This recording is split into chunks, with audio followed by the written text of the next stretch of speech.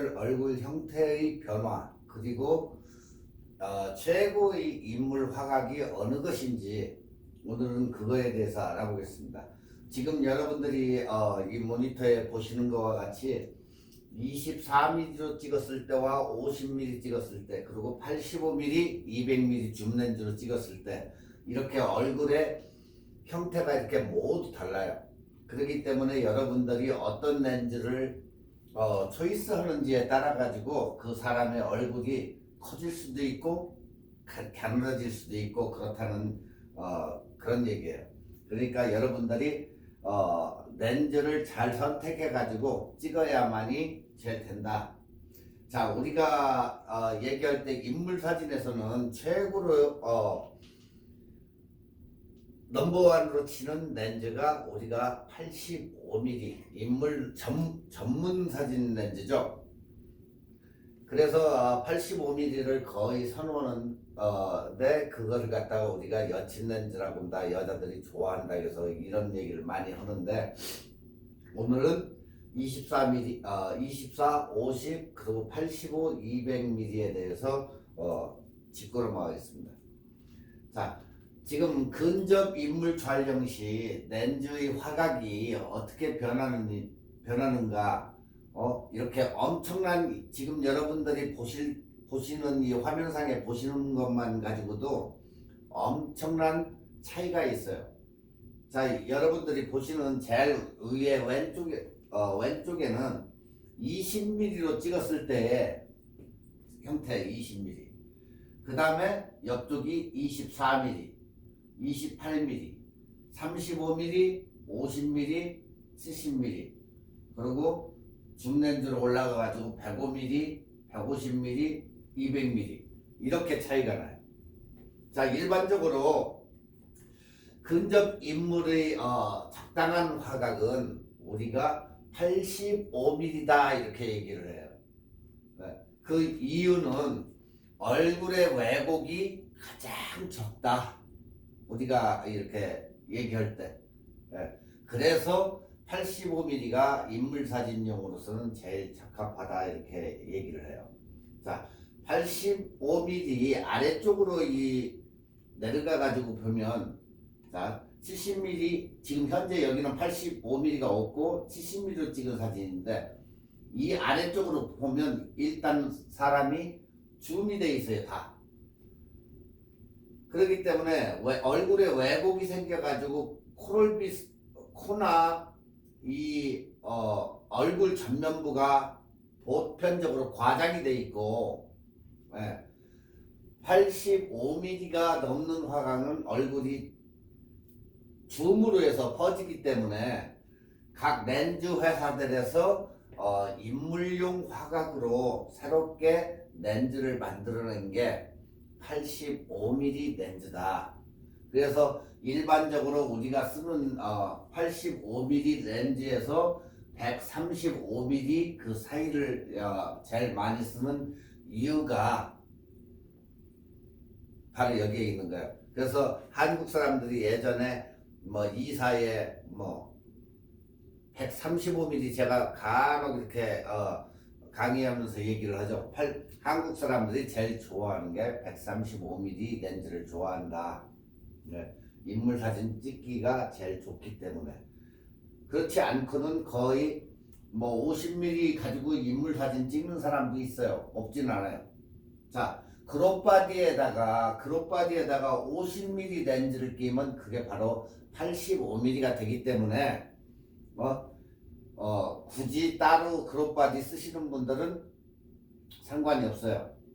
근데 만에 하나 그룹바디에다가 L렌즈 85mm를 갖다 붙이면 안 된다 그 얘기입니다. 그러니까 여러분들이 이 렌즈에 대해서 어느 정도 이해를 하고 이렇게 그것을 선택을 해가지고 찍으면 인물 사진도 갸름하고 이쁘게 이렇게 나올 수 있는 그런 저희가 되는데 여러분들이 아무 렌즈나 30mm나 30mm가 깨끗하게 잘 나오니까 30mm를 초이스 해가지고 찍어야 되겠다 하고 찍으면은 어때요? 이런 식으로 나오겠죠. 그러니까 다 이 렌즈의 특성마다 이게 얼굴이 찍는 게 다르기 때문에 여러분들이 사진을 찍을 때 렌즈를 잘 선택을 해야 된다. 자, 렌즈의 화각을 한번 비교를 해보면 16mm에서 200mm까지 우리가 어떻게 변하나.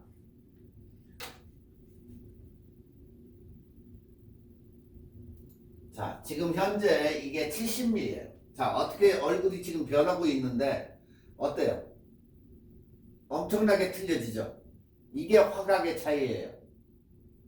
그런데 그걸 모르고 여러분이 어떻게 해가지고 선택을 하느냐에 달라져요. 여러분이 가만히 얼굴을 보세요. 어떻게 달라지나? 엄청나게 이렇게 달라진다는 거예요. 그래서 여러분이 항상 인물 사진을 찍을 때에는 항상 이것을 준비를 해가지고 선택을 해서 찍으시면 되겠어요.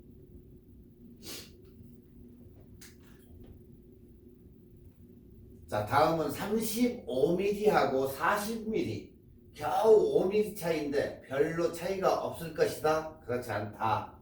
자, 5mm 차이인데 배경이 확 당겨지는 줌인이 된다는 것을 우리가 여기에서도 알 수가 있어요. 그러니까 화면의 중앙부가 여기 중앙부에 비해서 얼굴 왜곡이 나타난다. 얼굴 쪽에 5mm 차이도 이 정도의 차이가 있다. 자, 인물을 만에 하나 구석으로 이렇게 배치를 시켜가지고 변화를 준다. 인물을 구석으로 배치했을 때 얼굴 형태는 어떻게 될까요? 왜곡이 엄청나게 아까 거하고 차이가 엄청나게 나요. 지금 여기는 중앙부에 비해서 얼굴 왜곡이 나타났지만 여기는 가해 쪽으로 옮겨봤더니 왜곡이 선명하게 나타나더라는 거예요. 그러니까 40mm는 어디에 우리가 기준을 두죠? 이 렌즈를 40mm는 광각 렌즈로 들어가요. 광각. 그렇기 때문에 얼굴 형태가 엄청난 왜곡을 가져올 수 있다. 그렇기 때문에 광각 렌즈와 일반 줌기가 있는 85mm와 이렇게 차이가 난다. 이렇게 보시면 돼요. 자, 이미지 포맷에 비해 넓은 렌즈를 사용할 때 왜 사진이 왜곡 현상이 일어나는지에 대해 시각적으로 설명이 도움이 될 거라 그렇게 느껴요. 그래서 구도로 묘사되는 것은 초점 길이가 짧은 렌즈가 머리와 어깨의 사진을 만들기 위해서는 초점 길이가 긴 렌즈보다 피사체, 인물이 가까이에 카메라를 배치하도록 할 것이기 때문에 그런 게 발생을 한다. 그러니까 우리가 렌즈에 가장 가까운 얼굴의 특징, 무엇이든지 간에 가장 큰 위협은 코다. 코. 그래서 아래 그림에서 여러분들이 렌즈에서 코까지 거리가 다양한 초점 길이에 따라서 어떻게 변하는지 그걸 볼 수가 있다. 자, 렌즈가 짧을수록 그 거리의 차이가 더 크고 더 큰 코의 사진이 나온다. 그 얘기예요. 자, 렌즈의 거리가 짧을수록 그 거리의 차이가 더 크고 더 큰 코가 나오더라. 그 얘기예요. 그래서 지금 이 차트표를 갖다 여기다 넣어놨는데 이 차트표를 보시면 짧았을 때 그리고 노을말일 때 우리가 찍을 때 노을말일 때와 그 다음에 길을 때의 차이가 선명히 나타나더라. 그 얘기예요. 자, 이 차트표를 보면 35mm 6x6cm, 4x5, 5x7, 8x10 했을 때 놀맞을 때와 이렇게 차이가 나더라. 이게 아시겠죠? 그래서 될 수 있으면 렌즈를 잘 활용하는 게 좋다.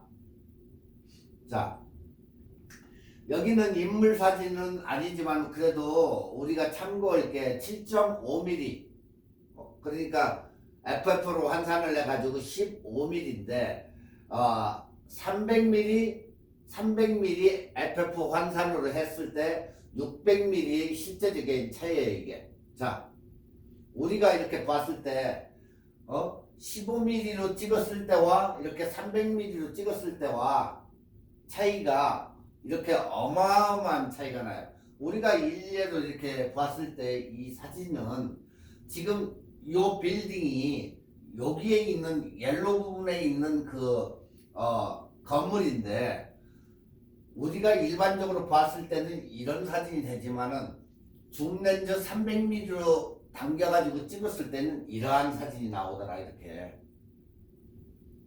네, 어마어마한 차이죠 이게. 자, 15mm와 600mm 화각 차이가 이 정도가 된다. 왜 사진을 보면 망원으로 갈수록 얼굴이 어떻게 된다? 펑퍼짐하게 눌리는 효과를 우리가 뭐라고 한다? 망원 압축 효과라고 한다. 망원 압축 효과. 그러니까 망원으로 가면 갈수록 펑퍼짐해진다는 거예요. 그러니까 망원으로 인물 사진을 찍어야 되겠어요? 안 찍어야 되겠죠. 네. 자, 이러한 문제는 없고 단지 어떤 사람들은 거리의 문제라고도 이제 얘기를 하는데, 그러면 그렇다고 하면 우리가 거리의 문제의 사진을 한번 봐볼까요? 자, 15mm로 찍었을 때와 800mm로 찍었을 때와 여러분들이 한번 비교를 해봐요. 이게 15mm로 찍은 거예요. 렌즈의 망원 압축은 없다라는 아래 동영상을 참고를 한번 해봐라. 이제 그 얘기에 이게. 네. 그러니까 15mm하고 800mm하고도 이렇게 차이가 있더라. 네. 육안으로도 이렇게 볼 수가 있어요, 이게.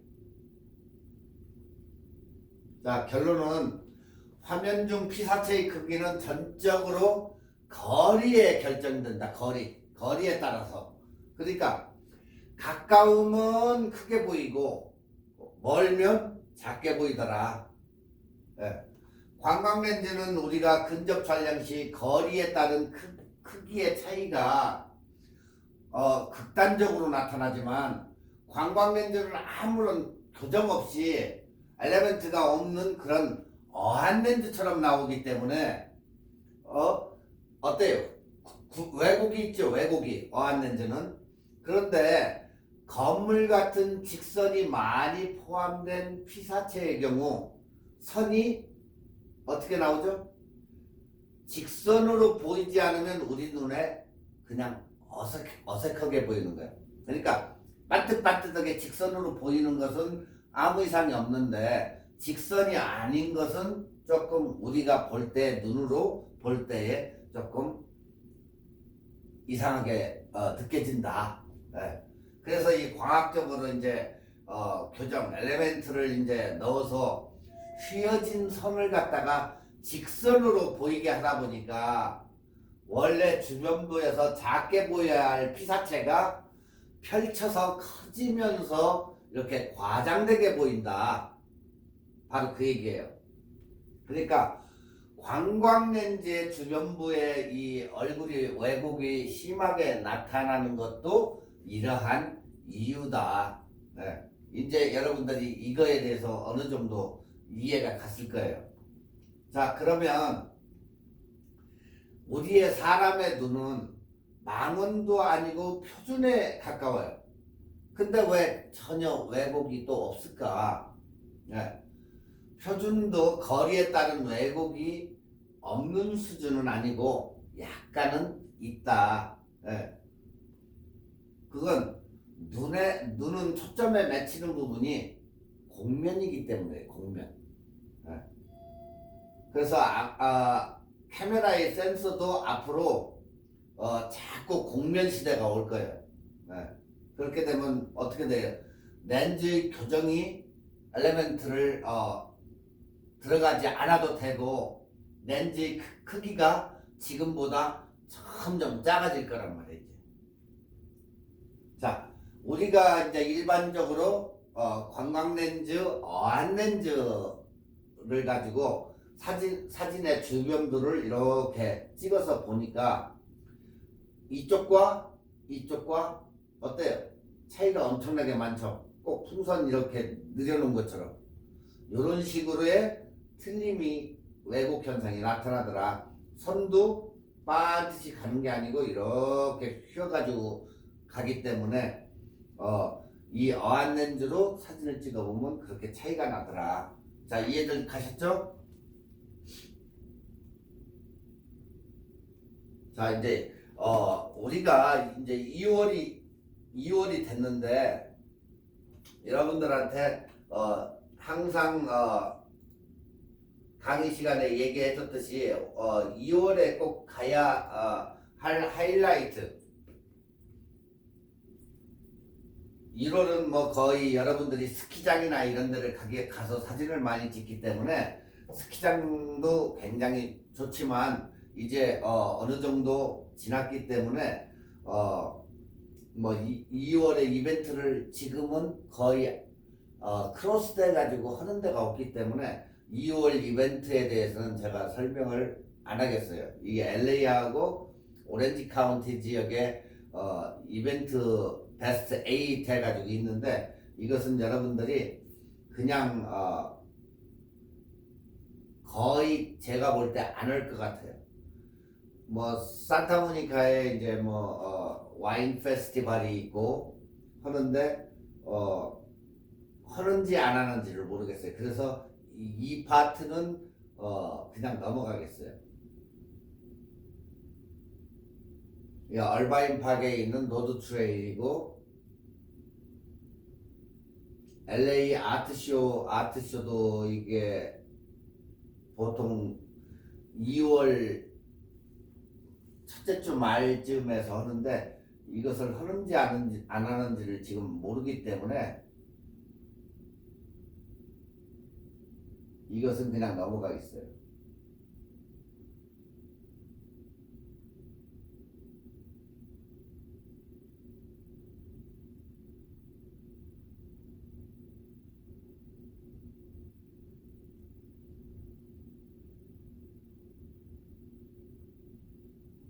자, 이제 조만간에 이제 우리가 꽃구경 가기 좋은 그런 사진 찍을 수 있는 그런 저희가 계절이 됐는데 일단은 안 해줄 수가 없으니까 오늘 간단히 하고 넘어가면서 갈 길이 멀으니까 일단 빨리 하고 넘어가도록 하겠습니다.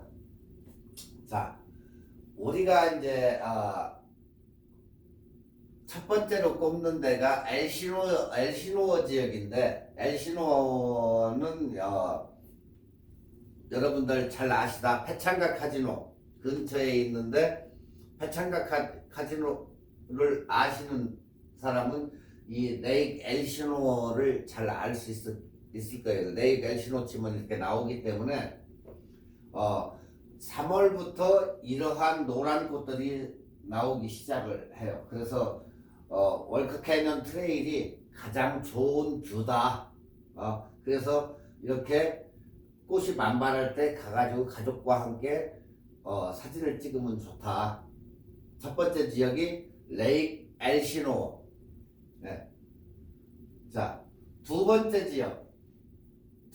지역은 이제 여기는 안자 브레고라고 해가지고 데서트 스테이트 파크에 여기도 그러니까 여기에는 지금 링크를 안 해놨는데 여러분이 안자 브레고라고 해가지고 쳐가지고 데서트 저걸 치면 이렇게 나와요. 그렇기 때문에 여러분들이 가야 할 두 번째 지역이니까 한번 이렇게 찾아가지고 가시면 될 거예요. 만약에 저거 하면 어드레스나 이런 걸 드릴 테니까 지금 여기는 어드레스가 안 들어가 있는데 여기도 한번 가보시는 것도 좋을 것 같고, 자, 세 번째는 이제 우리가 자주 가는 랭캐스터 지역인데 밤데일이죠. 밤데일 안텔로밸리라고 이제 부르는데 여기에서 LA에서 거의 1시간도 안, 빨리 가면 1시간도 안 걸리고 천천히 가면 1시간이면 좋게 갈 수 있는데 여기에 3월에서 5월까지 파피꽃이 피는 계절인데 그래도 올해는 비가 많이 왔기 때문에 아마 괜찮게 필 것 같아요. 그러니까 여기 같은 경우는 사람들이 많이 가기 때문에 가족과 함께 파피꽃 보러 가는 것도 굉장히 좋을 것 같아요. 15101이에요. 15101 랭캐스터. 네, 랭캐스터 로드이기 때문에 여러분들이 가족과 함께 갔다 넘어오시는 것도 좋을 것 같아요. 자, 네 번째는 이제 여러분이 잘 아시고 이렇게 라스베가스 갈 때 많이 들리시는 데스밸리예요. 데스밸리는 이 야생화가 많이 피는데 여기도 이러한 봄꽃이 피는데 여기도 비가 왔기 때문에 아마 올해는 야생화가 좀 많이 필 거예요. 그렇기 때문에 여러분이 한번 데스밸리 가시면 한번 보시면 될 것 같아요.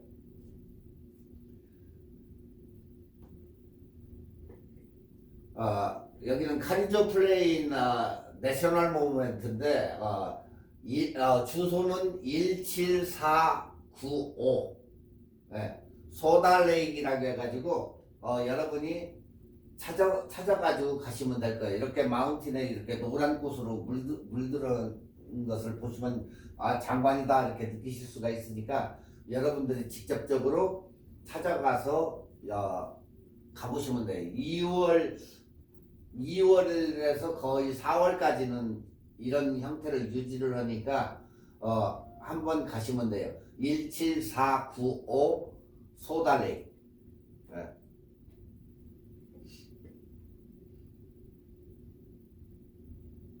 그러니까 여러분들이 뭐 가서 한번 인생샷을 한번 날리고 싶다, 조금 멀기는 해도 한번 가서 봐야 되겠다 하시는 분들은 꼭 소달레이크에 한번 가보셔가지고 이렇게 찍으시면 될 것 같아요. 자, 다음에는 우리가 이제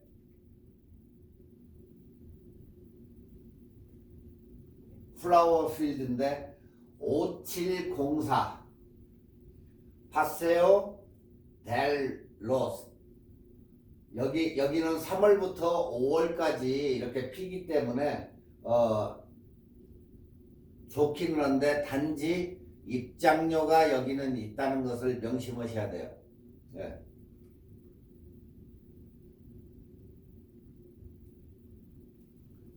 그 다음에는 이제 제가 여러분들한테 항상 얘기를 하는데 프레시노 카운티에 이 볼삼 트레일이 있어요. 볼삼 트레일인데 32 칼라풀한 저기가 있기 때문에 여기는 2월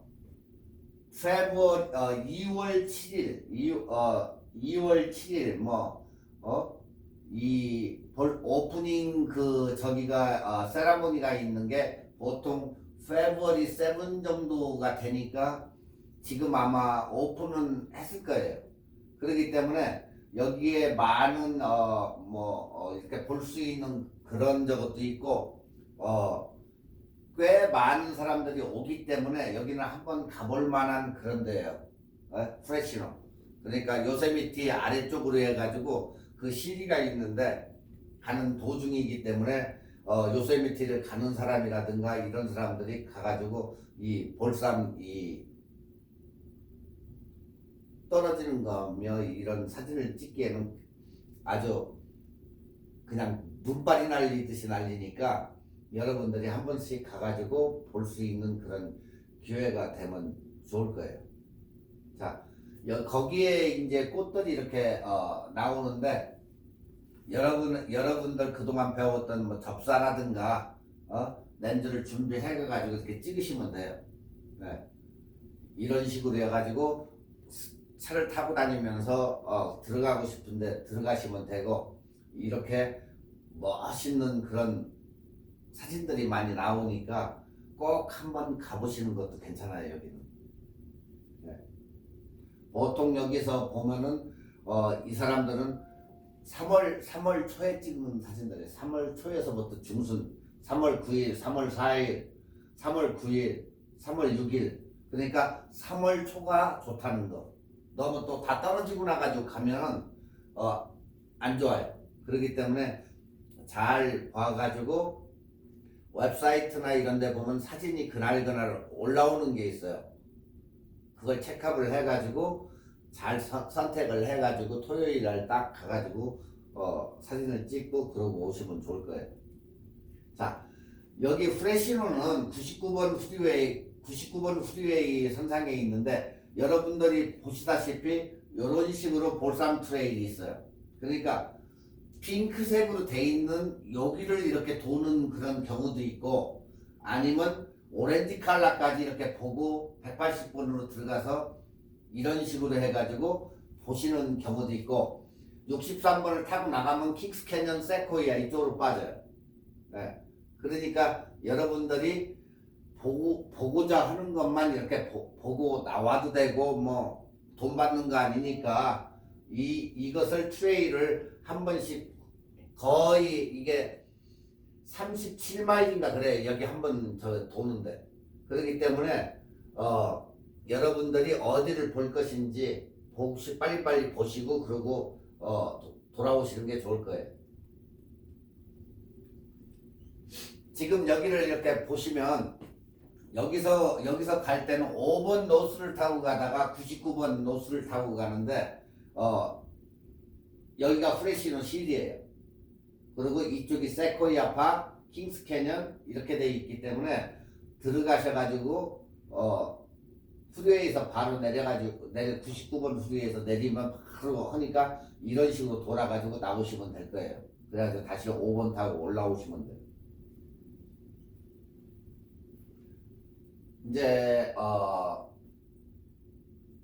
세코이아나 내셔널 파크를 이제 요세미티나 이런 쪽을 가시는 분들을 위해 가지고 프레시노 시리에서 요세미티 쪽으로 이렇게 갈 수도 있고, 세코이아 파크를 들렸다가 오시는 경우도 있어요. 여기 프레시노에서 별로 멀지가 않기 때문에 세코이아 내셔널 파크까지 갔다가 오시는 경우도 있고, 또 여기 베이커스필드로 해가지고 라스베가스로 또 나가시는 분들이 있고, 데스밸리를 들려가지고 라스베가스로 가시는 분들도 있어요. 그렇기 때문에 그건 여러분이 이 맵을 보시고 선택을 해가지고 데스밸리를 들려서 라스베가스로 가시던 세코이아 파크를 들렸다가 그냥 다시 오시던, 그건 여러분의 몫이니까. 바스토어가 여기에요 지금. 그렇기 때문에 위쪽으로 해서 올라가는 게 나을 거예요. 그러니까 여러분들이 그걸 잘 판단을 하셔가지고 가시면 될 거예요. 아시겠죠? 일단은 가을 단풍하고 봄꽃하고 두 가지의 꽃을 찍을 수 있는 데가 여기 바로 프레시노예요. 그렇기 때문에 37마일 정도의 트레일이 있기 때문에 한번 가서 찍어보는 게 좋다, 그 얘기예요.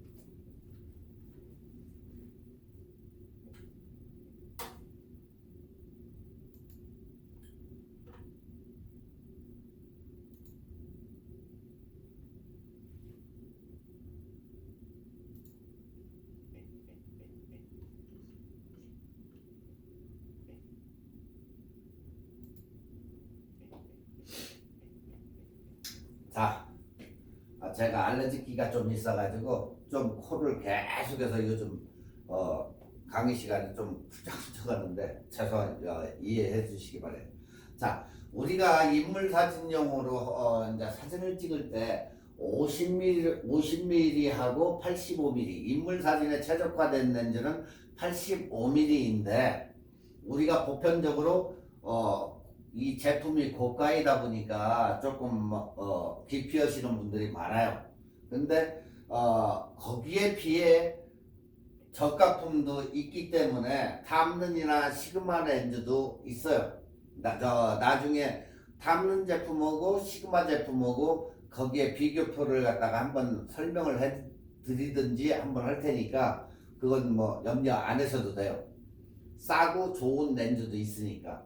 자, 여기에서 지금 우리가 오늘 알아보고자 하는 렌즈는 인물사진, 결혼식이나 이런 쪽의 인물사진 전용 렌즈인데 50mm하고 85mm하고 어느 게 좋을까?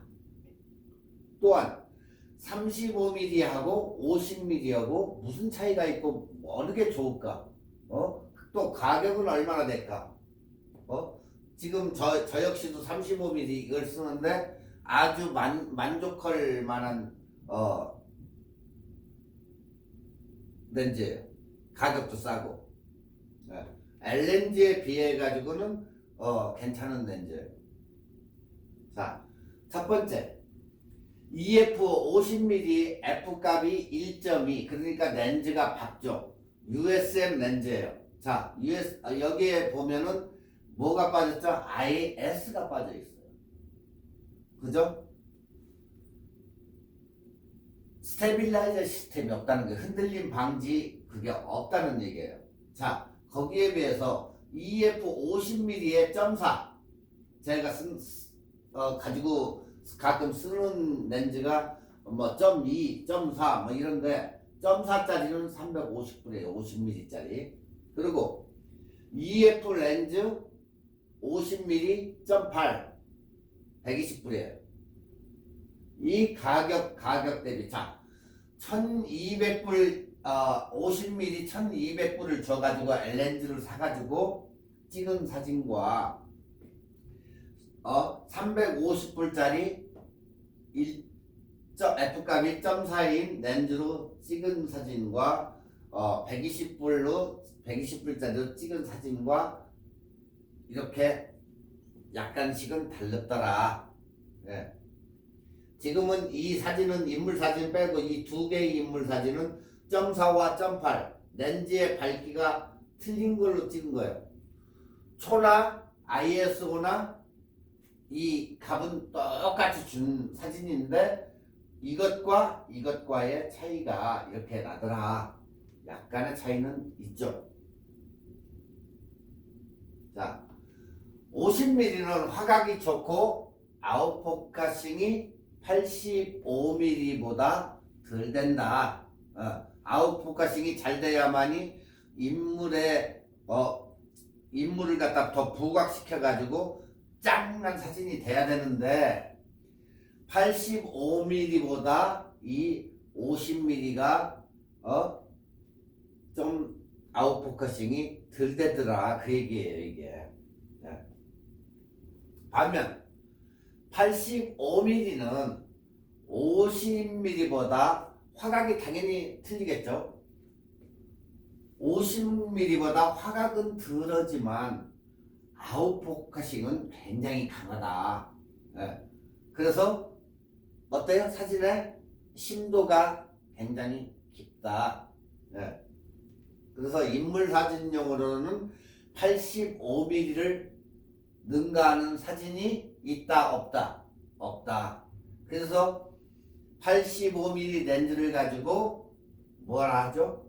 결혼식 사진들을 찍는 인물 사진, 화보 사진 이런 것을 그래서 모든 사람이 85mm로 찍는 거예요. 화보 같은 걸. 근데 여러분들이 50mm나 이런 걸 가지고 그 화보 사진을 찍는다? 그건 어불성설이죠. 이렇게 좋은 렌즈가 있는데 초보자가 찍어도 어느 정도는 잘 나온다. 그래서 여친 렌즈라고 부른다. 우리가 여자들이 아주 그 사진만 보면 무지 좋아하기 때문에 우리가 85mm 렌즈를 여친 렌즈라고 부른다. 자, 단점이 있는데 85mm가 가격이 비싸다는 점이다. 자, 여기에 85mm와 또 여기에 1.2, 1.4, 1.2 이렇게 찍어보니까 다 각각의 차이점이 있더라 렌즈가. 자, EF 85mm에 1.2 2USM 렌즈 가격을 한번 보세요. 1899불. 그리고 우리가 일반적으로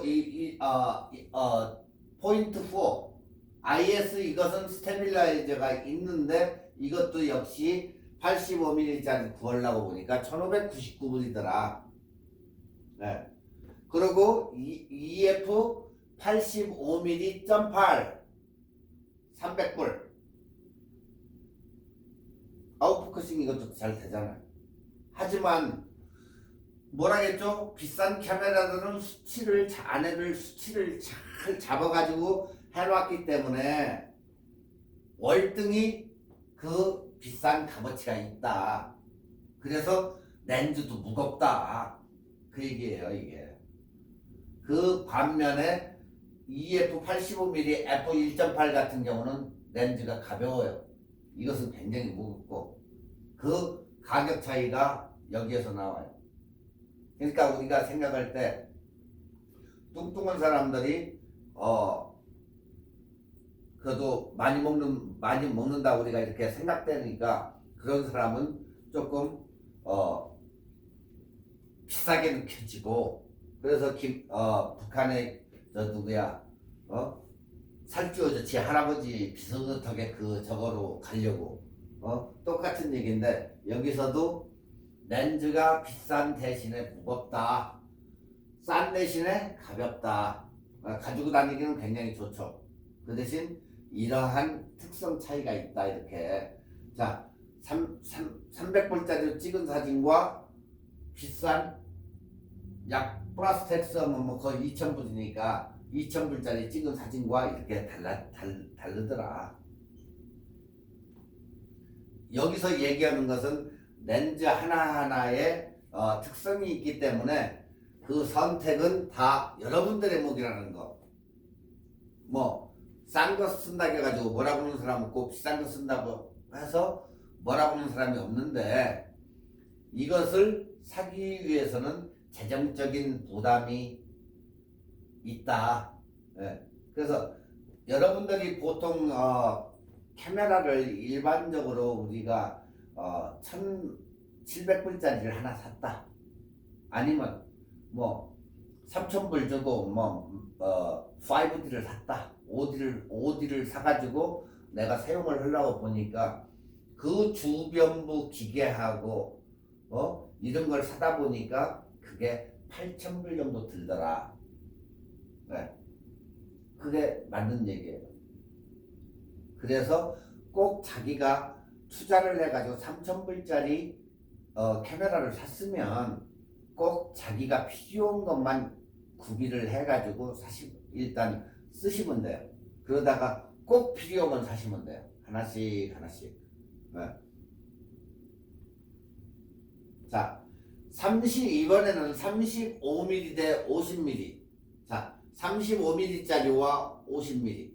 이건데, 저는 개인적으로 35mm를 굉장히 좋아해요. 사진이 꽤 잘 나오거든요, 되게. 자, 우리가 지금 35mm F값이 2에 2. 그러니까 렌즈가 이제 박죠. 자, IS 스테빌라이저 시스템이 있고 울트라 소닉 모터가 들어있고 와이드 앵글 렌즈예요. 35mm는 와이드 앵글 렌즈인데 550불이야 이건. 자, 또 EF 렌즈에서 딱 올라가서 보니까 1,700불이야. 35mm짜리가. 네. 두 개로 찍었는데 35mm 가격 저렴한 550불짜리로 찍었더니 사진이 어느 정도 이전 정도가 나오더라. 그렇지만 1,700불짜리로 찍어봤더니 이런 식으로 잘 나오더라. 예. 저도 35mm는 지금 요걸 쓰고 있어요. 이 비싼 걸 안 쓰고. 그러니까 그것은 여러분 목에 다. 자, 여러분이 보고 이렇게 여러분도 사진을 찍을 때 보통 보면은 35mm 정도는 하나를 가지고 있어야 돼요. 기본적으로. 나중에 사진을 찍다 보면 35mm와 줌렌즈나 이런 걸로 찍는 것과 줌기가 있으면 약간 아웃포커싱이 사이즈가 많이 되기 때문에 이걸로 찍으면 뭘 찍는다고 그랬죠? 35mm로 풍경 출사해가지고 풍경을 많이 찍기 때문에 화각이 일단 넓고 좋기 때문에 이것을 많이 쓰는 거예요. 그러다 보니까 또한 선명한 사진을 얻기 위해서 이걸 35mm를 많이 쓴다. 자, 35mm는 경치나 인물 또한 단체 사진 등에 어울리는 최고의 화각을 자랑한다. 네. 이거 잊어버리시면 안 돼요. 이거 지금 얘기한 거. 35mm는 경치나 인물, 교회나 세미나나 단체 사진 등에 어울리며 최고의 화각을 자랑한다. 화각. 넓게 퍼져가지고 찍는 이 화각. 줌렌즈는 요마직밖에 못 찍지만 35mm는 화각이 넓기 때문에 엄청난 화각을 최고의 화각을 자랑하기 때문에 어떻다?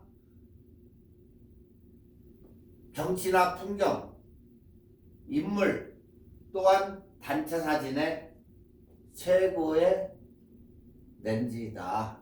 그 얘기예요. 자, 우리가 일반적으로 쓰는 그룹 바디에서 50mm가 스탠다드지만 아무렇지 않게 썼을 거예요. 지금까지. 그런데 만약에 풀프레임 바디, 1대1 바디, 풀프레임 바디에서 50mm의 렌즈를 끼고 찍으려고 보니까 어렵다고 느껴진다. 굉장히. 예. 이게 왜 그런가? 화각의 차이가 있어서 어렵게 느껴진다. 예. 그래서 풀프레임을 쓴다면 35mm를 선택해야 예전에 그런 바디로 해서 50mm를 찍었던 사람들이 그런 감각을 느낀다는 얘기예요. 이게. 네. 똑같은 50mm로는 굉장히 이렇게 조금 흔들흔들해요. 그렇기 때문에 여러분들이 1대1 바디 5D나 캐논 X나 이런 것을 쓰시는 분들은 35mm를 딱 장착을 하고 사진을 찍으면 이제 50mm 같네 이런 스타일로 느낀다. 그 대신 그룹 바디 쓰시는 분들은 상관이 없다. 네. 자, 여기에서는 지금 저가급 시그마 35mm 0.4로 찍은 거예요. 여기는 시그마 50mm로 찍은 사진이에요. 시그마라고 해서 뭐 그렇게 나쁘게 나온다든가 그런 건 아니다. 예.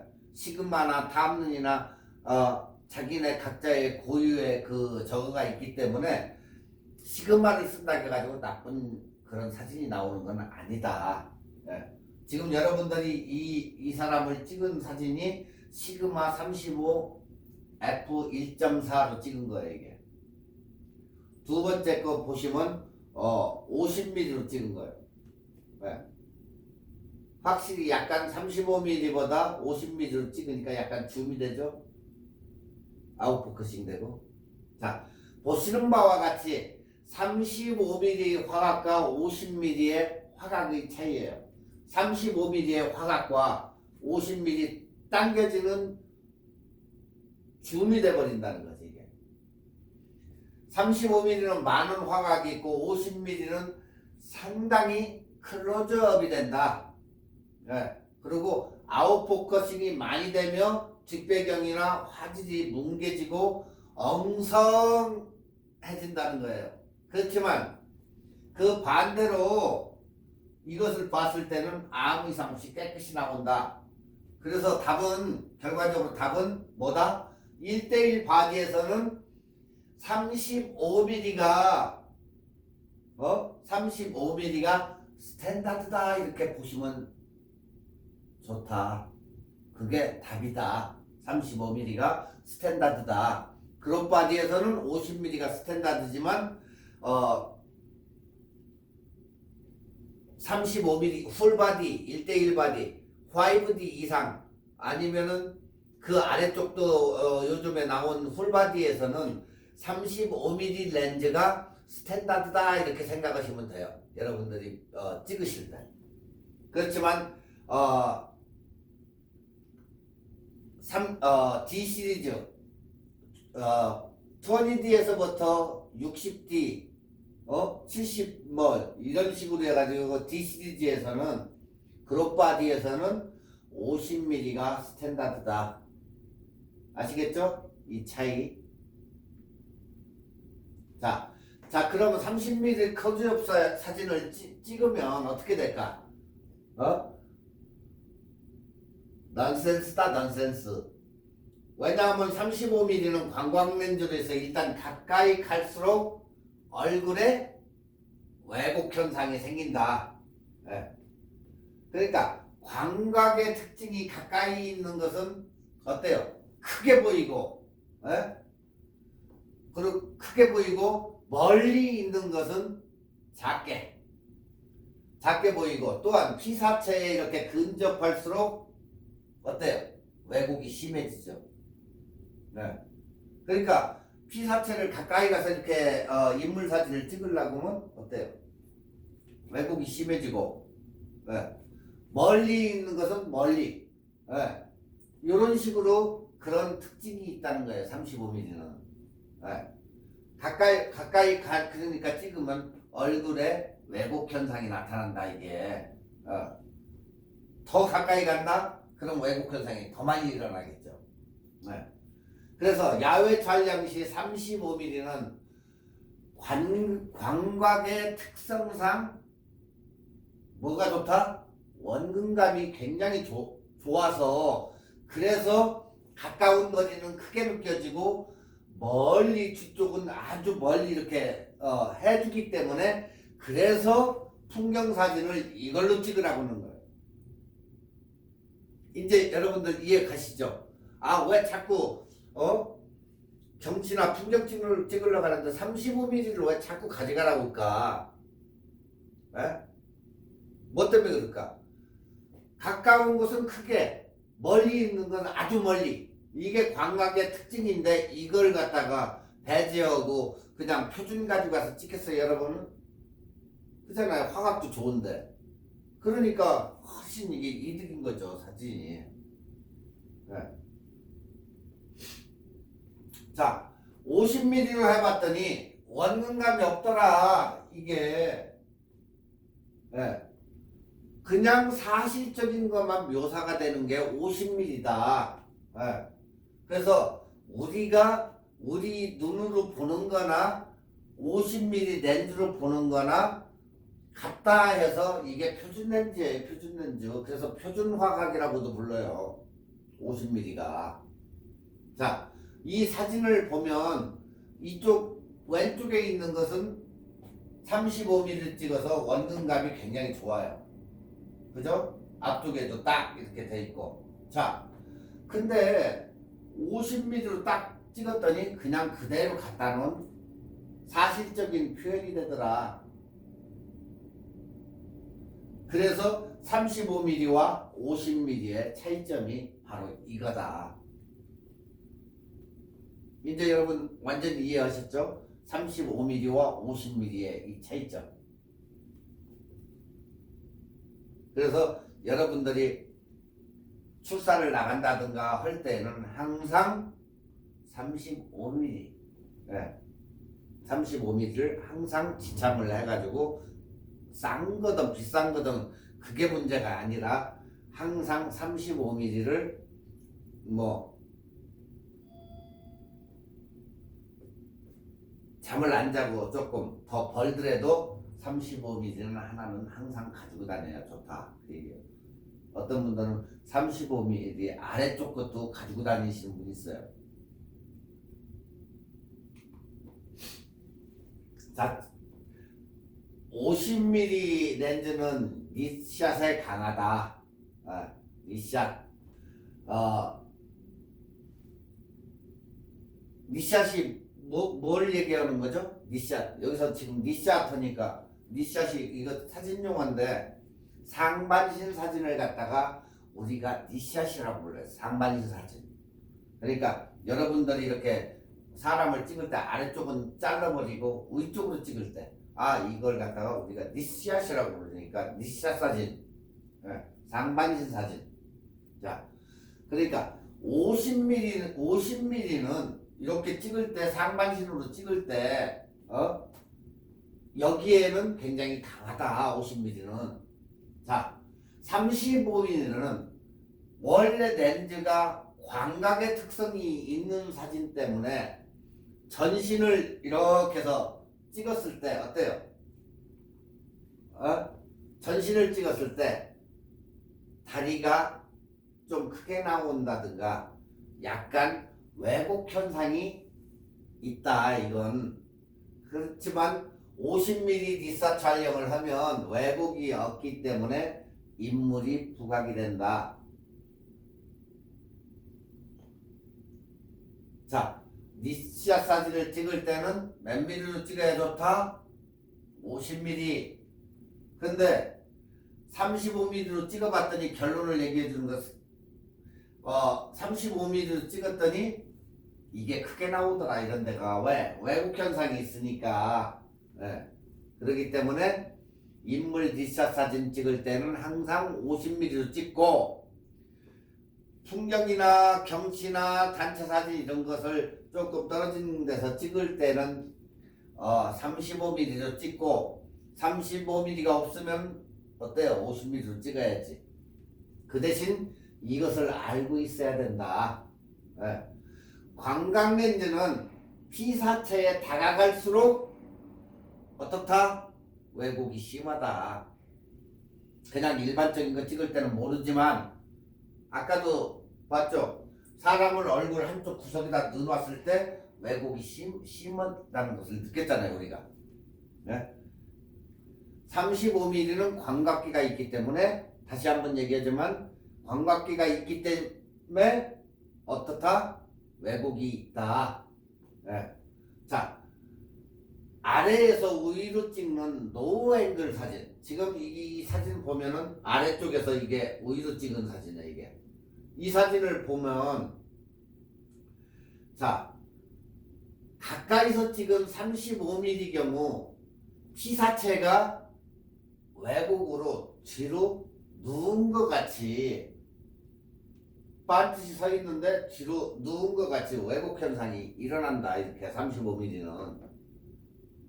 반대로 50mm는 그런 현상이 없다. 그대로 찍히기 때문에. 아시겠죠? 뒤로 조금 누운 것 같이 보이잖아요. 이렇게. 이게 바로 광각렌즈의 특성인 왜곡 현상이 여기에서 일어난다. 자, 이제 결론이에요. 이게 50mm는 사실적 묘사하는 사진이라면 35mm는 약간 왜곡을 제외하고는 아주 시원한 느낌을 주는 사진을 찍을 수 있다. 그래서 경치나 바다를 배경으로 하는 사진, 그리고 화각이 아주 좋기 때문에 멋있고 넓고 시원한 그런 사진을 만들어준다. 24mm, 35mm, 50mm 준비되어 있죠. 이건 그렇지만 가면 갈수록 광각렌즈로 찍으니까 훨씬 시원한 느낌을 이렇게 주더라. 자, 여기까지 이제 이해하셨죠? 50mm와 35mm를 오늘 설명을 해줬는데 잊어버리시면 안 돼요. 출사 갔는데 몇 mm를 가져가라고 했었지? 이거 아니고 무조건 머릿속에다 집어넣어요. 풍경 경치 찍으려고 할 때는 무조건 35mm.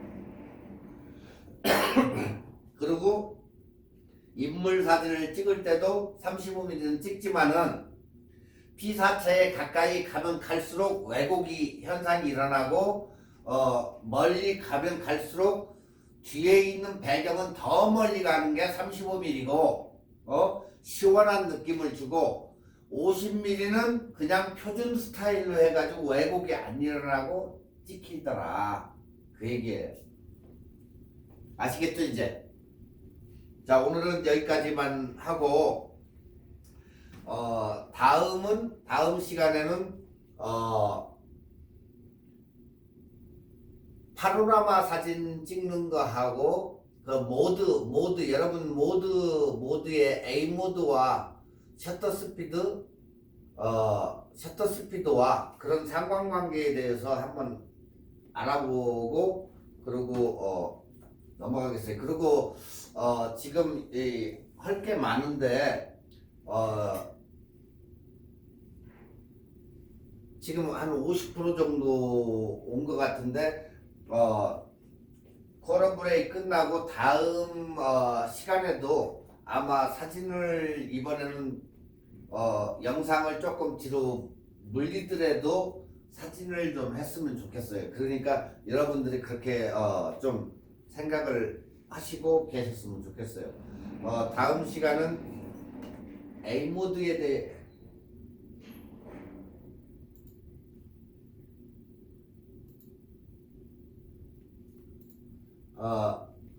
모드에 대해서 설명을 좀 하고 그리고 A 모드, AV 모드 이 모드에 대해서 찍는 그것을 한번 가지려고 그래요. 그러니까 그렇게 준비하시면 되겠고 네. 조리개 우선 모드 이해를 해가지고 확실히 찍을 수 있고 또한 왜 이 사진들이 조리개 모드로 해가지고 찍었을 때 실패하는 사진이 나올까 그런 사진을 줄여야 되고 하기 때문에 AV 모드에 대해서 그리고 매뉴얼 모드 그리고 이제 P 모드는 벌써 여러분들한테는 거의 제조사에서 뭐 프로그램 해가지고 나온다 보니까 뭐 일단은 저거 했는데 이 A 모드만 잘해도 프로페셔널 못지 않으니까 A 모드를 항상 이렇게 암기를 해놓는 것도 좋아요. 그렇기 때문에 다음 시간에는 이거에 대해서 한번 알아보고 그리고 사진의 구도도 약간 조금 하셔야 되고 사진은 구성 요소가 굉장히 제일 중요하긴 한데 우리가 이제 그 프레임이죠. 하나의 프레임 그걸 갖다가 이제 설명을 해야 되는데 약간 구도 조금 같이 하면서 다음 시간은 넘어가겠습니다. 여러분 수고하셨습니다. 다음 시간에 뵙겠습니다.